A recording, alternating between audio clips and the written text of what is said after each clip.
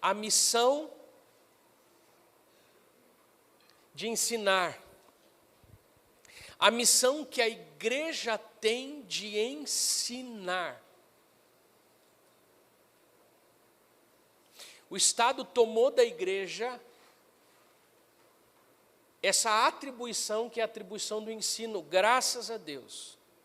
Um dia que nós estávamos inquietos acerca do nosso prédio, o que fazer com ele, porque ficava vazio durante a semana toda. Nós éramos naquela época, entre pastores e funcionários, acho que nós tínhamos 6 ou 7, e ficávamos usando esse prédio todo vazio durante a semana. E o Senhor inquietou o nosso coração, que nós podemos fazer. O Espírito Santo me lembrou que a função da igreja é ensinar. E eu pensei em fazer um comedor para morador de rua, fazer. E o Senhor fez queimar no meu coração o desafio que nós temos hoje, educacional no Brasil, e que começássemos uma escola. E de milagre em milagre, hoje nós estamos nesse ano formando a nossa primeira turma no ensino fundamental. E daqui a pouco, nós vamos começar, ou fazer as estacas lá no nosso estacionamento para construir um bonito prédio para o ensino médio, ou Deus vai nos dar um outro lugar, uma outra propriedade aqui nessa quadra, porque nós não vamos parar. Primeiro, porque a gente é teimoso. Segundo, porque Deus está nisso. Terceiro, porque a missão da igreja é ensinar.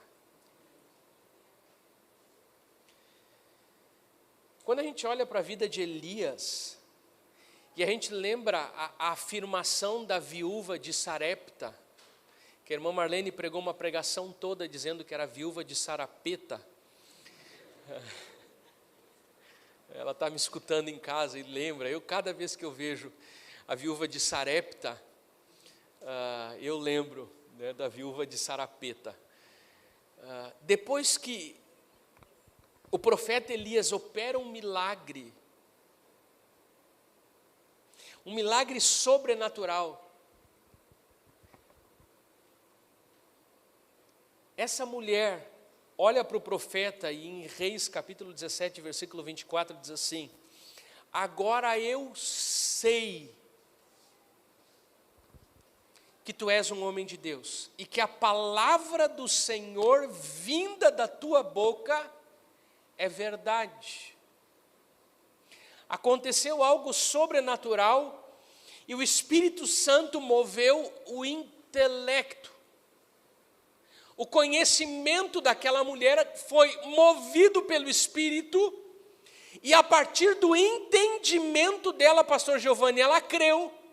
Ela creu naquilo que ela viu, ela creu naquilo que ela experimentou, ela creu naquilo que ela entendeu. Ela disse: agora eu sei, agora eu conheço que tu és um homem de Deus e que a palavra do Senhor, vinda da tua boca, é verdade. Se nós formos ao Novo Testamento, nós vamos lembrar de uma afirmação do apóstolo Pedro, quando ele finalmente, pela primeira vez, entende quem Jesus é. E ele diz, lá em Mateus 16, um texto bom para gravar a referência. Mateus 16, ele diz: tu és o Cristo, filho do Deus vivente. Tu és o Cristo, filho do Deus vivo. E ali Pedro está entendendo a principal mensagem do universo, a principal mensagem da vida. Ele compreende, Jesus está preocupado que os seus discípulos entendessem quem ele era. E Pedro diz: tu és o Cristo, filho do Deus vivo. Mas o mais interessante disso não é a palavra de Jesus, não é a palavra de Pedro, mas é a resposta que Jesus dá. E a resposta que Jesus dá segue no versículo 18 e diz assim: e eu digo que você é Pedro, e sobre essa pedra, sobre essa confissão, sobre esse entendimento eu vou edificar a minha igreja. E olha o que Jesus diz para Pedro: e as portas do inferno não vão prevalecer sobre ou contra a igreja. Eu darei a você as chaves do reino dos céus. O que você ligar na terra terá sido ligado nos céus, e o que você desligar na terra terá sido desligado no céu. O que Jesus está dizendo para Pedro? Pedro, sobre esse entendimento, a Igreja Católica, com esse texto, afirma o papado, dizendo que aqui Jesus disse, tu és Pedro, e sobre essa pedra, ou sobre este Pedro, porque a palavra Pedro, no hebraico, ou aramaico, ou no grego, ela se refere a pedregulho. É como se Jesus estivesse fazendo um jogo de palavras, dizendo, tu é Pedro, e sobre este Pedro, ou sobre esta pedra, edificarei a minha igreja. A Igreja Católica entende que essa é a prova de que Deus edificou, Jesus edifica a igreja, sobre sempre um cabeça da igreja, na qual a igreja está alicerçada, que é Pedro, e depois os outros papas foram a sucessão de Pedro. Nós entendemos diferente. Nós entendemos que o que Jesus está dizendo aqui é, tu és Pedro, e sobre essa rocha, sobre esse alicerce, sobre essa afirmação de que Jesus é o Cristo, sobre esse entendimento, sobre esse flash de inteligência que tu teve, que Jesus disse, quem te revelou isso não foi carne ou sangue, mas foi o meu Espírito,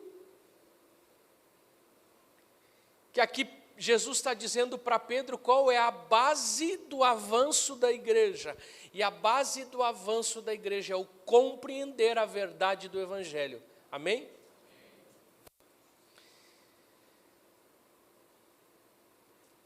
Satanás é o pai da mentira. E agora vocês sabem a verdade. Jesus está dizendo para Pedro. E é sobre essa verdade que eu vou construir a minha igreja. E é essa verdade, e é nessa verdade que a igreja vai reinar sobre as trevas. Amém? E é justamente através do ensino e do conhecimento da verdade que o reino de Satanás será transformado em reino de Deus. E é a partir desse entendimento que eu preciso nessa manhã reforçar uma premissa, uma verdade com a igreja. Que eu e você podemos sim compreender as verdades absolutas de Deus. Deus, através da história, tem falado com a igreja, tem falado com o homem, e Ele fala comigo, e Ele falou através da sarça com Moisés. Ele pode enviar uma palavra para ser escrita por Moisés nas tábuas, e nós vemos também que no decorrer da história, o entendimento da palavra de Deus, a revelação de Deus, transforma as pessoas. Conhecer a verdade de Deus transforma a vida das pessoas. Quantos creem nisso? Irmãos, eu não estou falando de algo lógico, eu estou falando de algo espiritual, que tem lógica envolvida, Denilson. Eu estou falando que através do ensinar a palavra, ensinar a verdade, o Espírito Santo trabalha no coração da pessoa, a pessoa entende que Jesus é o Cristo, assim como aquela mulher, a viúva de Sarepta, disse, agora eu sei. É como se ela estivesse dizendo, agora eu entendi. É como acontece com você quando você conhece Jesus, primeiro você entende, e depois você sente. E você vai dizer, agora eu entendi o que diz respeito à fé. O que diz respeito à salvação, agora eu compreendi. A palavra diz que os nossos olhos, que tinham uma venda, a venda cai e a gente parece que consegue ver. E aqui nós entendemos o porquê Elias teve que se levantar contra o rei Acabe e contra Jezabel. Porque eles estavam como nação se afastando das ordenanças de Deus. E a gente sabe o que acontece com uma nação quando se afasta das ordenanças de Deus. E nós sabemos, quando uma nação obedece à palavra de Deus, o que acontece quando ela se afasta da palavra de Deus. Carlinhos, por favor. Elias, quando ele se levanta contra Acabe, contra Jezabel, para contrariar o que eles estão fazendo, ele tem como pano de fundo os 10 mandamentos, ele tem como pano de fundo as ordenanças do Senhor, que precisam ser compreendidas, que precisam ser entendidas. Ele tem como pano de fundo o primeiro mandamento, que é: não terá outros deuses além de mim. Deuteronômio 5:7. E Acabe estava quebrando esse mandamento. Acabe estava desobedecendo esse entendimento objetivo, dado por Deus. E o que eu gostaria de alguma forma de fazer você entender hoje, de que nós pudéssemos compreender, que aquilo que Deus tem para fazer na sua vida é espiritual, mas o canal de entrada é essa cachola aí, a sua mente. Por isso que nós não batizamos crianças, porque nós acreditamos que primeiro a criança precisa entender o que ela está fazendo. Depois que ela entende, ela confessa, se arrepende e depois é batizada. É uma decisão consciente, porque Deus trabalha dessa forma. A fé não é ilógica, a fé tem uma lógica tão perfeita que a gente não alcança. E quando Elias se levanta contra Acabe, ele está dizendo: cara, tu está desobedecendo a lei de Deus. A palavra diz que nós não devemos adorar nenhum outro Deus, e tu está adorando a tantos outros deuses, tu está adorando a Baal. Ele diz: está errado. Como profeta de Deus, ele conclama e ele diz: está errado. Deus queria, através do primeiro mandamento, estabelecer em Israel, formar no povo de Israel um fundamento da palavra, um alicerce na verdade, porque a palavra diz que um povo que prospera é um povo que é edificado sobre a rocha é Cristo. A rocha, como disse Jesus para Pedro, é a confissão, é o entendimento de que Jesus é o Senhor. Uma sociedade alicerçada nessa pedra, nesse fundamento, é uma sociedade próspera. Por isso que Elias está apavorado. Ele diz: cara, tu está adorando outros deuses. Acabe podia dizer: cara, uma coisa é governo e outra coisa é fé. Ele está dizendo: não, um povo que obedece à palavra é um povo que prospera.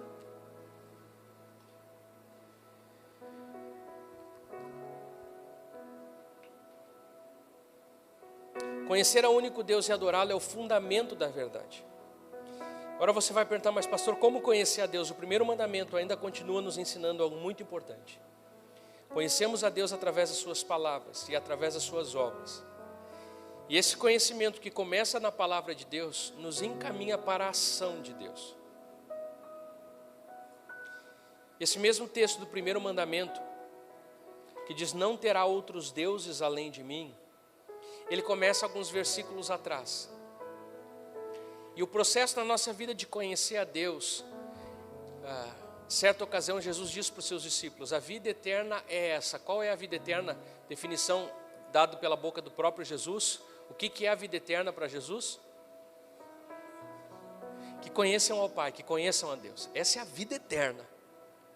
Irmãos, eu acho que isso aqui muda muito da nossa concepção sobre educação.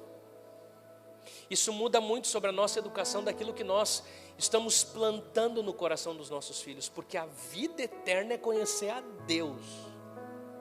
Aqui está o alicerce da vida que prospera, conhecimento de Deus. E aqui Deus está dizendo: não terás outros deuses depois de mim, além de mim. Mas antes ele diz: eu sou o Senhor, o teu Deus. Eu não sou só o Senhor porque eu sou por arbitrariedade, mas eu te provei que eu sou o Senhor teu Deus. Como? Deus diz para Moisés: eu sou o Senhor teu Deus que te tirei do Egito, da terra de escravidão. Eu sou o Deus que tirou você da casa de escravidão. Eu sou o Deus que desejo dar liberdade para vocês. Eu sou o Deus que deseja que vocês possuam uma terra. Um povo que era escravo, confiem em mim e na minha palavra, que eu vou mostrar para vocês que o meu desejo para vocês é de fazer vocês prosperarem. Deus está dizendo: se vocês crerem na minha palavra, se vocês entenderem a minha palavra, se vocês caminharem pela minha palavra, eu vou abençoar vocês. E aí Deus pega um povo que é escravo, sem nenhuma probabilidade de ser um povo independente, E diz assim: olha, se vocês não adorarem outros deuses e adorarem só a mim. Por quê? Porque eu sou o Deus de vocês. Eu sou o único Deus que não somente falo, mas faço. Vocês têm prova disso. Eu tirei vocês do Egito de uma forma milagrosa. Nenhum exército ajudou vocês, foi a minha mão que ajudou vocês. Vocês não creem em mim apenas porque Moisés disse que eu falei com ele na sarça. Vocês creem em mim porque vocês viram com seus próprios olhos. E do versículo 1 ao 4, olha o que diz: então Moisés convocou todo Israel e lhe disse: ouça, ó Israel, os decretos e ordenanças que hoje estou anunciando a você. Aprenda-os e tenha o cuidado de cumpri-los. O Senhor, o nosso Deus, fez conosco uma aliança em Horebe. Não foi com os nossos antepassados que o Senhor fez essa aliança, mas conosco, com todos nós que hoje estamos vivos aqui. O Senhor falou com você face a face do meio do fogo, no monte. Portanto, eu entendo com isso que eu, como crente, preciso conhecer a palavra, e a minha missão como igreja é ensinar. Mas pastor, a pessoa só vai entender se houver uma revelação da parte de Deus. É verdade, mas a sua função como crente, eu vi o Renato falando aqui na abertura do culto sobre que nós não nos contentássemos, mas que nós nos incomodássemos com a situação daqueles que estão perdidos e saíssemos falando a verdade. Porque, irmãos, a vida do crente precisa ser regada através da inquietude em nós ensinarmos os outros acerca das verdades eternas, porque através do conhecer o Senhor que as vidas vão ser transformadas. Nós não acreditamos no Deus único e poderoso, um Deus triuno, Deus Pai, Deus Filho, Deus Espírito Santo, porque sim, por arbitrariedade. A gente acredita porque a gente experimentou. O Senhor não tem sido bom para contigo. O Senhor não pode bater no peito e dizer: Paulo Ricardo, eu sou o teu Deus, não te esquece de mim. É Deus dizendo: eu sou o teu Deus. É Deus dizendo, e a gente diz assim: Senhor, eu entendo. E quando o apóstolo Paulo fala de missão, ele diz: como ouvirão, como entenderão? Olha a preocupação do apóstolo Paulo de entender. Ele disse: como eles vão entender se ninguém falar? E como eles vão escutar se ninguém pregar? E como eles vão pregar se ninguém enviar? Porque há um clamor na palavra profundo pelo espalhar da palavra de Deus, espalhar o conhecimento de Deus. E aqui eu faço uma pergunta para você, que é uma pergunta do problema da próxima geração. Porque é responsabilidade minha ensinar a palavra para os meus filhos, amém? Nós estamos no mês do Dia das Crianças, é responsabilidade sua compartilhar esse legado para a próxima geração. É sua responsabilidade.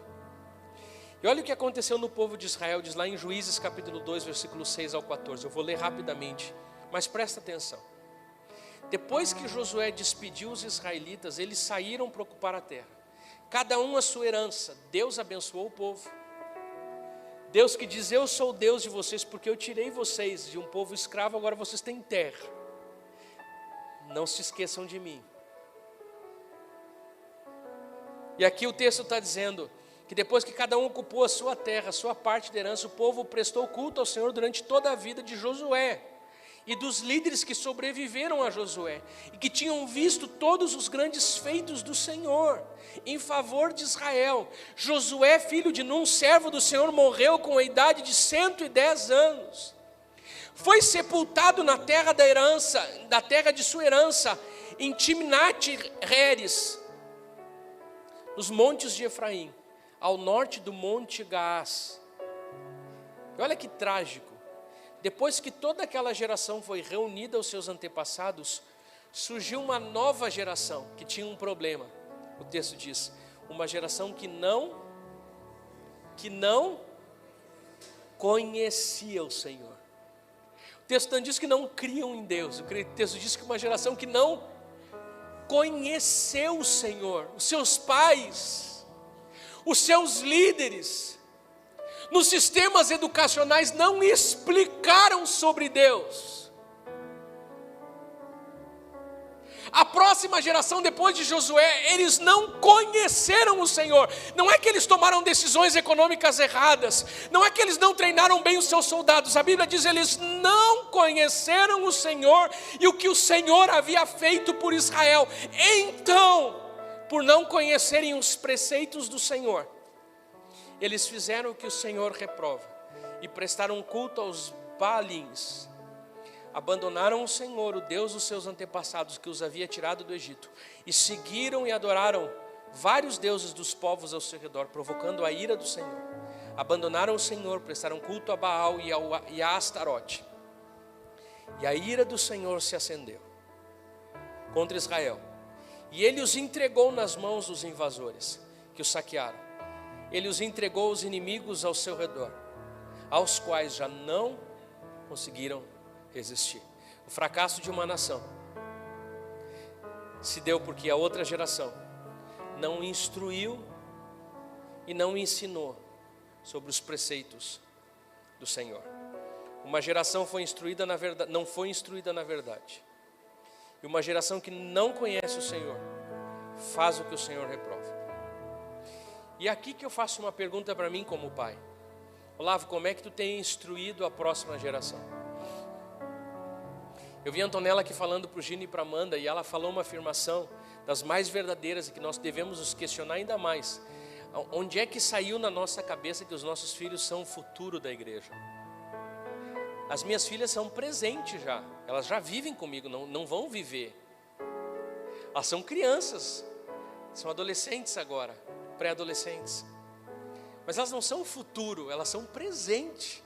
O filho, quando ele é gerado, ele deixa de ser passado e passa a ser presente. Ele só se torna algo diferente disso quando a gente parte para a eternidade. Irmãos, eu creio que nós temos, infelizmente, o entendimento de que não importa. O que importa é o que a gente está fazendo aqui, o que as crianças estão fazendo lá não importa. Importa o que eu assisto na internet, isso é pecado. O que os meus filhos assistem não importa.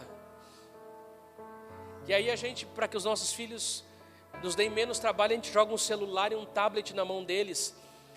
E se a igreja não se atentar e instruir os filhos nos caminhos do Senhor, o mundo está correndo para fazer isso. Não com a verdade, através do engano. Dizendo que algumas coisas que são ruins são boas. E você sabe, porque você já tropeçou e você sabe que isso não é bom. Eu sei. Se a gente pudesse dizer para os nossos filhos, eu confesso para você que eu me arrependo, eu queria ter feito muito mais do que diz respeito à instrução das minhas filhas. Mas eu ainda tenho tempo. Eu tenho entendido o poder que produz na vida de uma pessoa, de uma família, de uma sociedade, ao compartilhar os preceitos do Senhor. Olha para quem está do seu lado e diga assim: a responsabilidade é sua de instruir a próxima geração.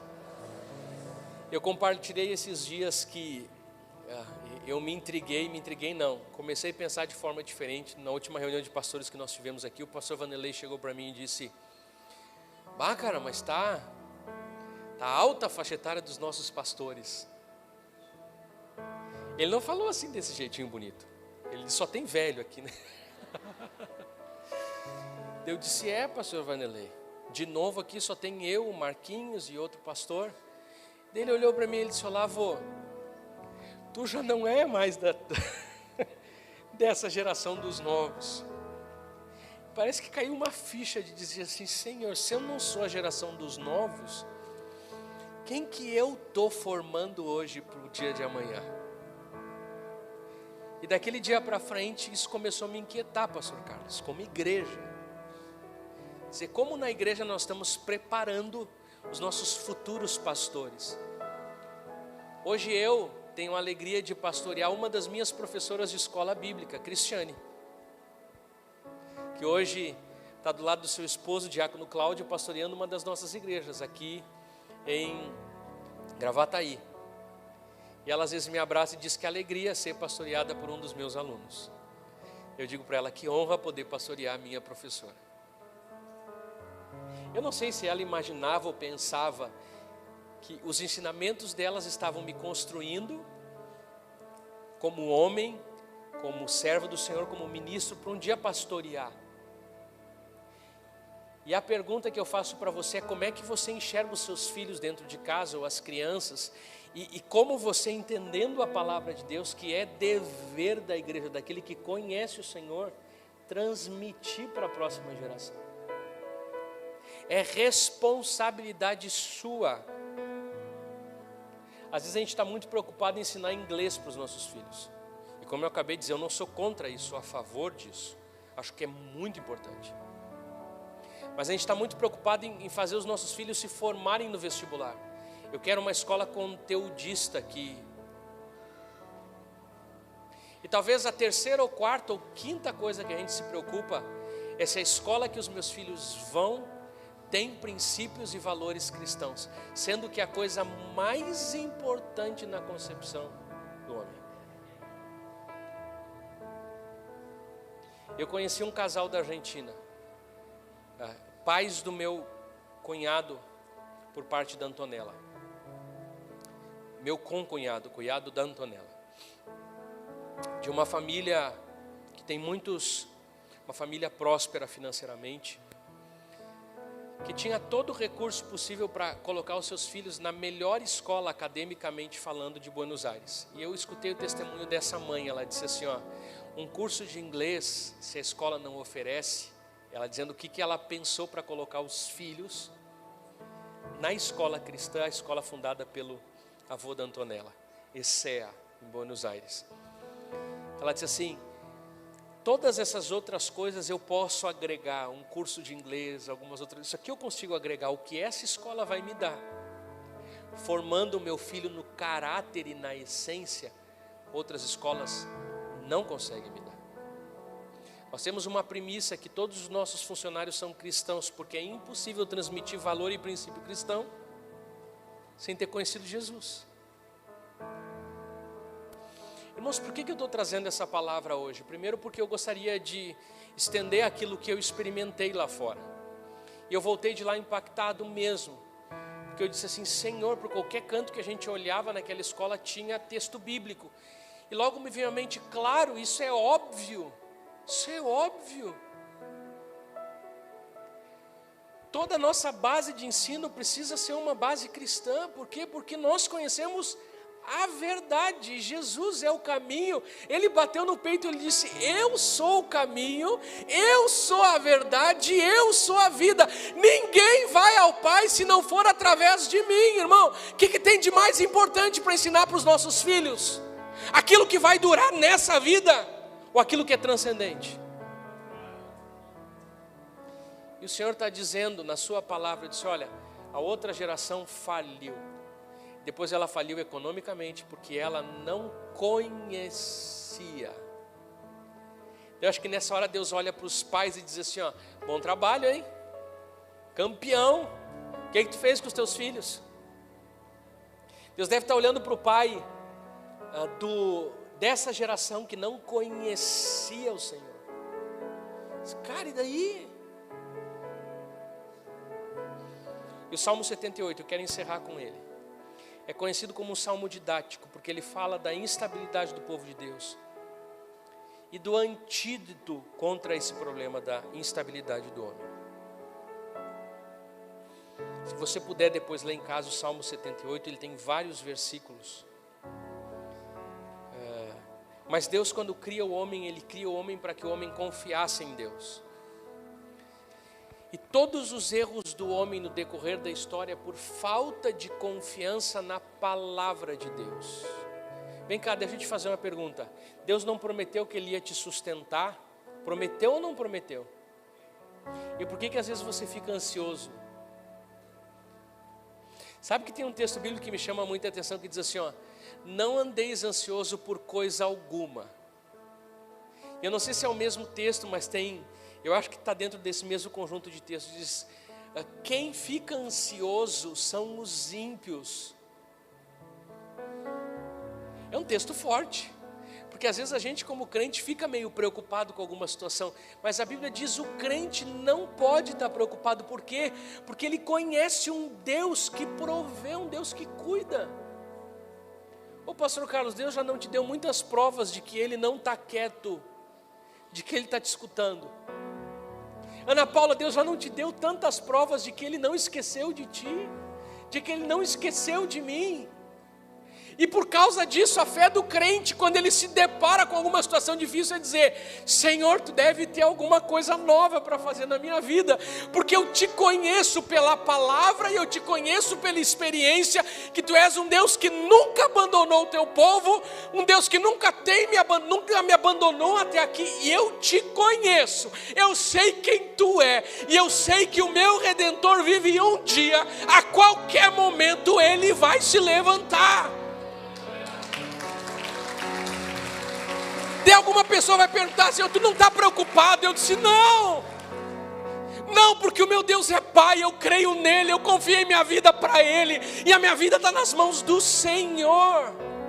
Mas irmão, você precisa explicar isso para o seu filho, você precisa explicar isso em casa e dizer: filhos, olha só, a vida do pai e da mãe está assim, porque Deus tem sido fiel conosco lá no passado, Deus nos abençoou dessa forma, Deus nos deu essa bênção, e é por causa disso que hoje existe paz na nossa casa. Um dia nós conhecemos Jesus, entregamos a nossa vida nas mãos de Jesus, e nós entendemos que Deus é perfeito.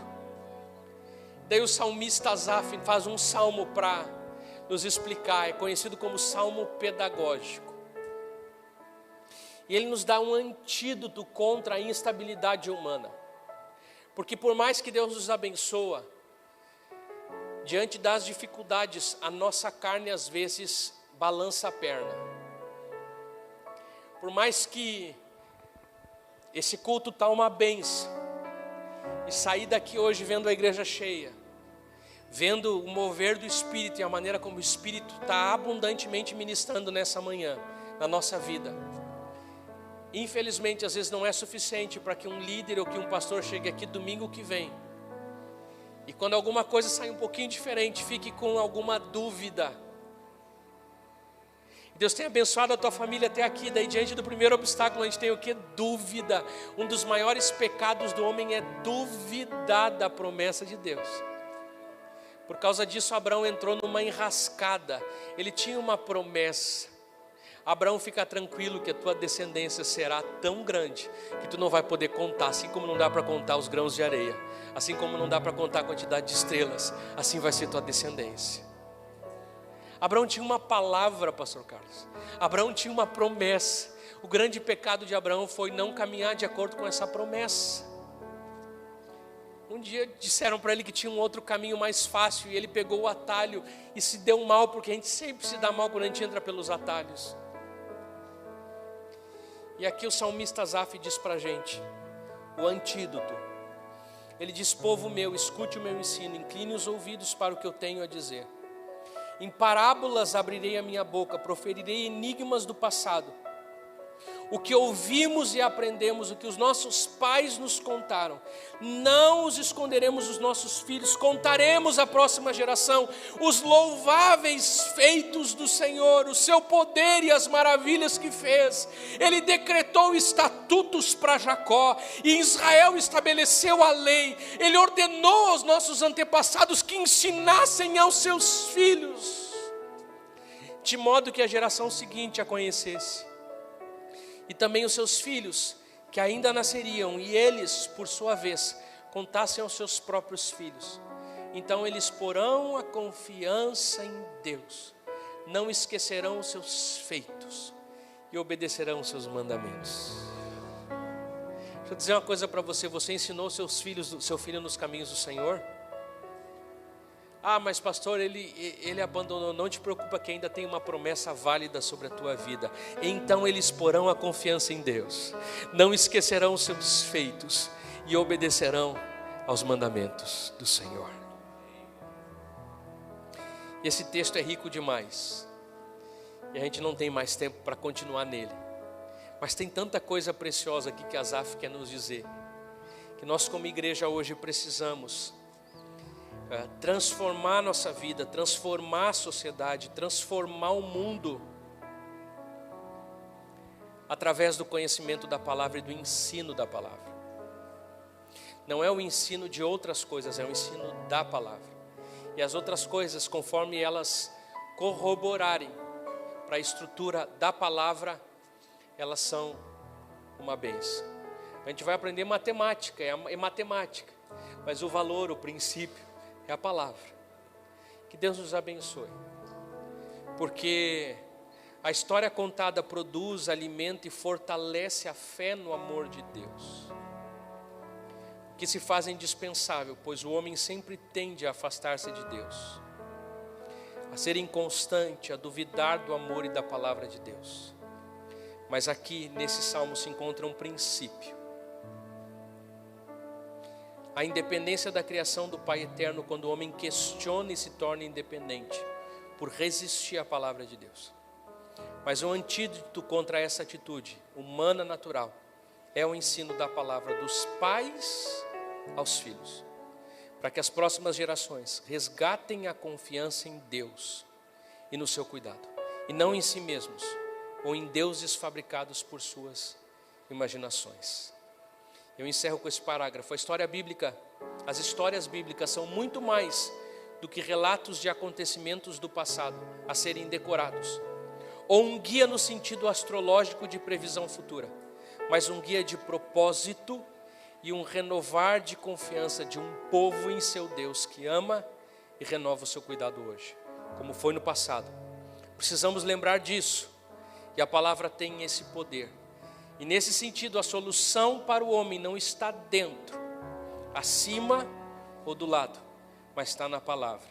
Não se trata de disciplina humana, de meditação transcendental, de ajuda pessoal ou de autoestima elevada, mas de voltar a Deus através da palavra. Ali estarão as histórias de livramento, misericórdia, amor de Deus para com o seu povo e para conosco. Sobre essa confiança centrada em Cristo, deve ser alicerçada a vida de todo homem. Senhor,